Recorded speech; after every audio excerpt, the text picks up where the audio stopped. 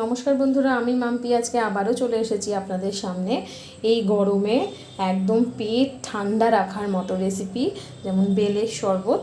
আপনারা প্রথম থেকে শেষ পর্যন্ত দেখুন আমি কিভাবে এই বেলের শরবতের রেসিপিটা বানিয়েছি। আর যদি ভালো লাগে তাহলে অবশ্যই কিন্তু আমার চ্যানেলটিকে সাবস্ক্রাইব করে দেবেন এবং পাশে থাকা বেল আইকনটি প্রেস করে দেবেন নতুন নতুন রান্নার নোটিফিকেশন সবার আগে আপনার কাছে পৌঁছে যাওয়ার জন্য। তাহলে চলুন দেখিয়ে দিই আপনাদের এই গরমে কিভাবে আপনারা বেলের শরবতটা বানাবেন। খেতে কিন্তু ভীষণ ভালো হয়। তাহলে চলুন শুরু করছি আজকের এই বেলের শরবতের রেসিপি। আজ আমি আপনাদের করে দেখাবো একটি বেলের শরবত। এই বেলের শরবতটা আমি কিভাবে বানাচ্ছি আপনারা প্রথম থেকে শেষ পর্যন্ত দেখতে থাকুন। বেলটাকে প্রথমেই আমি ফাটিয়ে নেব। এটা আগে থেকে আমি খুব ভালো করে ধুয়ে নিয়েছিলাম, এবার বেলটাকে ফাটিয়ে দিচ্ছি।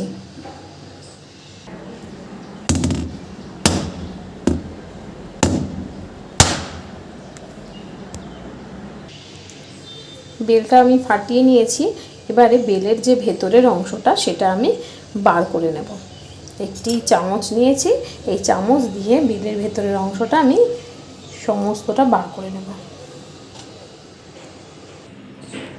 বেলের ভেতর থেকে আমি সমস্ত বেলটা বের করে নিয়েছি। এই যে এবারে এই জিনিসটার ভেতর থেকে আমি যে বীজগুলো আছে সেগুলোকে একটু বেছে নেব। বীজগুলো বেছে বেছে ফেলে দেব।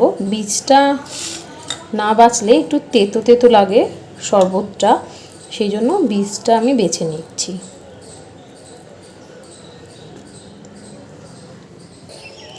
বেলটা আমি খুব ভালো করে বেছে নিয়েছি আর এই যে বীজগুলো সমস্তটা বের করে নিয়েছি। এবারে এর ভেতর আমি অ্যাড করব ঠান্ডা জল।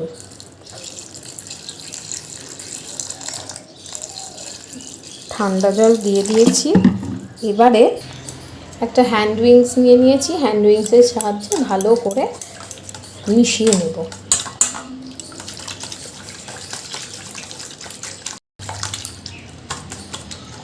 এইভাবে ভালো করে মিশিয়ে নিতে হবে। আর এই গরমে কিন্তু আপনারা মাছ মাংসর থেকে এই বেলের শরবত, তারপরে আমরা যে পুদিনা পাতার শরবত, এগুলো যদি খাই তাহলে আমাদের পেটও ঠান্ডা থাকবে আর শরীরও সুস্থ থাকবে। তাই অবশ্যই আপনারা বেলের শরবত বানিয়ে বাড়িতে খাবেন রোদ থেকে বাঁচার জন্য। এভাবে সমস্তটাকে আমি হ্যান্ড উইংসের সাহায্যে মিশিয়ে নিয়েছি। এবারে এর ভেতর দিয়ে দেব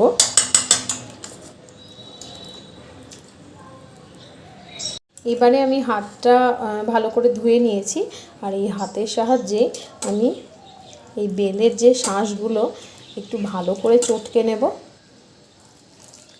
যে শাঁসটাকে আমি ফেলে দেব।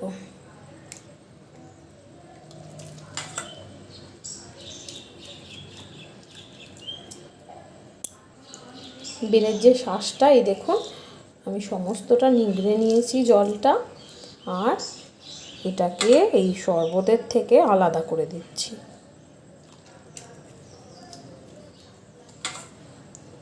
আর আপনাদের একটা টিপস বলে দিই, এই বেলের যে বীজগুলো, এইটা যদি আপনারা বাড়িতে যেসব বোতলে আপনারা জল খান সেই সব জলের বোতলে বেশ কিছুক্ষণ ভিজিয়ে রাখার পর যদি বোতলটা ভালো করে ধুয়ে নেন তাহলে তা দেখবেন বোতলের ভেতর যে একটা গন্ধ হয় গরমকালে, সেই গন্ধটাও থাকবে না আর বোতলগুলো ভীষণ পরিষ্কার হয়ে যাবে।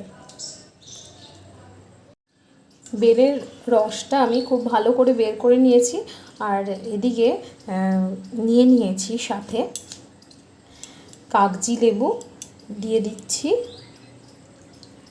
বেলের ভেতর কাগজি লেবু,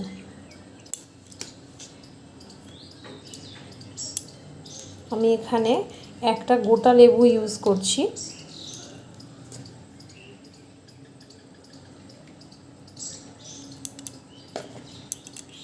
লেবু দেওয়ার পর দিয়ে দেব লবণ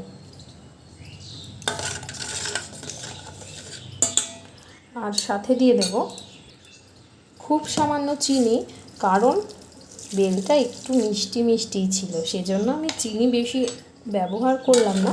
আপনারা চাইলে কিন্তু একটু বেশি চিনি দিয়ে এটা বানাতেও পারেন। এবার সমস্তটা একসাথে মিলিয়ে নেব আর সাথে দিয়ে দেব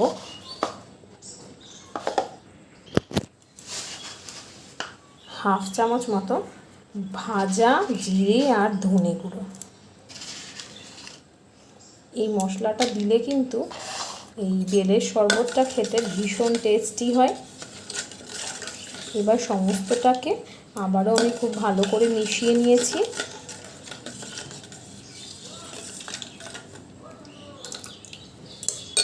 আরও একটু হ্যান্ড উইংসের সাহায্যে আমি ভালো করে বেলের শরবতটা এভাবে মিশিয়ে নেব, যাতে চিনি লবণ সমস্তটাই খুব ভালোভাবে শরবতটার সাথে মিশে যায়।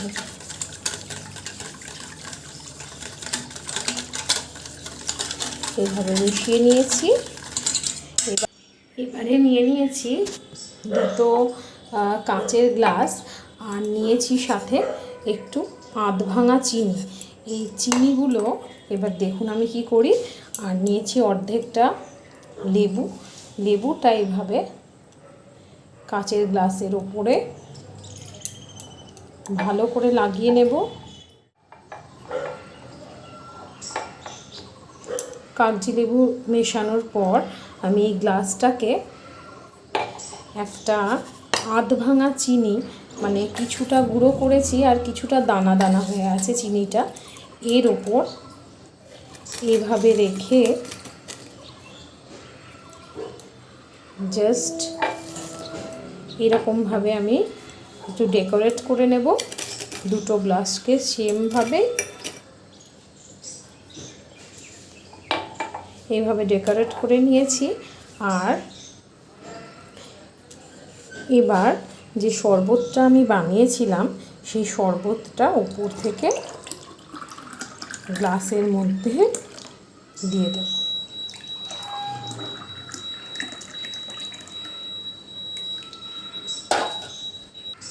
সাথে দিয়ে দিচ্ছি একটু ভাজা মশলা,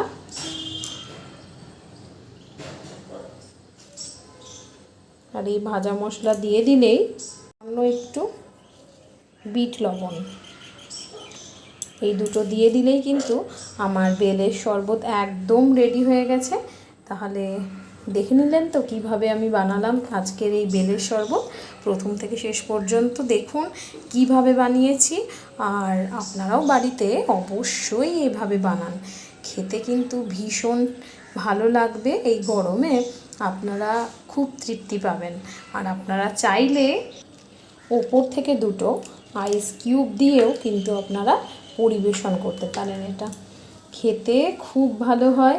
আর আইস কিউব কিন্তু আমাদের শরীরের টক্সিন রিমুভ করতে খুব সাহায্য করে। তাহলে ধন্যবাদ প্রথম থেকে শেষ পর্যন্ত আমার এই বেলের শরবতের রেসিপিটা দেখার জন্য। তাহলে আবার দেখা হচ্ছে নতুন কোনো রেসিপি নিয়ে। আজকের মতো টাটা।